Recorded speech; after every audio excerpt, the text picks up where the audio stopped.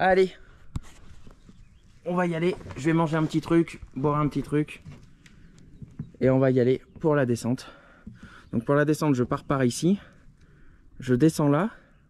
Ensuite, je rattrape les bois et j'arrive entre Pras et Megève. Enfin, normalement, j'arrive en haut de Megève.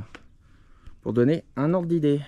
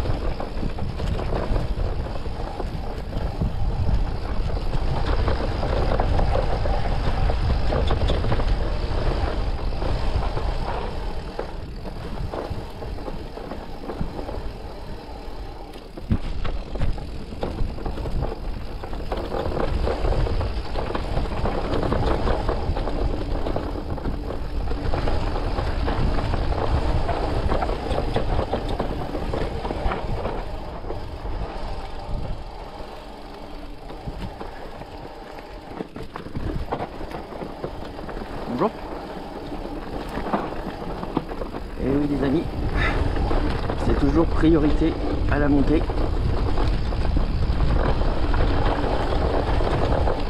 Là je dois dire qu'il fait pas très chaud à la descente, hein.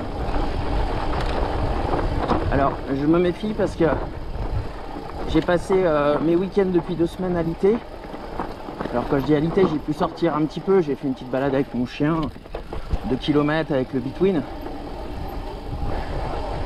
Mais bon, c'était pas un truc énorme quoi. Et surtout, j'étais complètement rincé.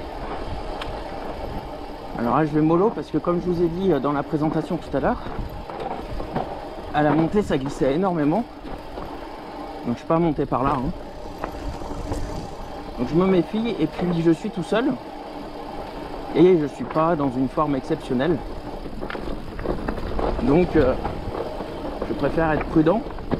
Alors, la montée sur la route, accessible à tout le monde. Après, le chemin 4x4, là par contre c'est un peu plus délicat. On va dire que c'est un chemin 4x4 qui est dans un sale état. Et du coup, là je sais jamais où il faut que je passe, si c'est à droite ou à gauche. Je pense que c'est à droite. Et du coup ça en fait un chemin très technique à la montée quoi.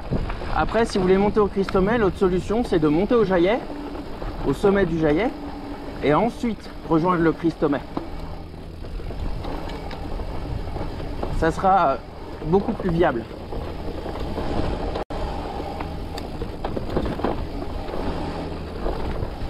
Là ça fait des années que je suis pas venu rouler du côté du Jaillet. Je me méfie parce que le chemin a sûrement dû changer en quelques années. La dernière fois que je suis venu, c'était au début que j'avais ce vélo. Donc ça remonte à 2019. Et donc là, vous voyez, on descend par le chemin qui est accessible à tout le monde. Et ensuite, il y a des endroits où on peut couper en fait par des petits bouts de sentier qui contournent le chemin en fait. Alors autant le chemin est accessible à tout le monde, autant le sentier c'est un peu plus délicat. Bon là ça a bien creusé, même bien creusé. Je passe par où? Là ça va pas le faire, je vais passer à pied. Hop. Bon ces derniers jours j'ai... Hop là. Putain ça glisse le schiste. J'ai les genoux qui tiennent pas en place, qui ont tendance à sauter. C'est pour ça qu'un passage où j'aurais pu passer à gauche, là, comme là, je préfère le passer tranquillou, à pied, et pouvoir continuer mon chemin sans me faire mal, quoi. C'est important. À mes yeux, c'est important. Donc voilà. Et là, par ce chemin-là, il y a un peu plus de monde qui passe par là. Hop là. Je pensais prendre les sentiers, mais pour le moment, honnêtement, je vais continuer par le chemin 4x4. Je verrai si je prends les sentiers plus bas.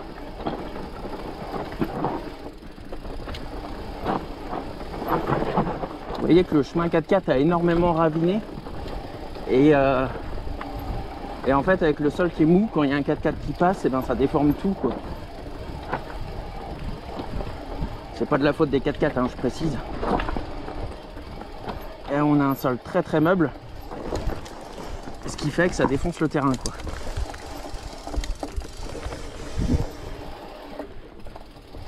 Et surtout le schiste, ça glisse énormément, et surtout latéralement. Donc il faut se méfier à chaque instant.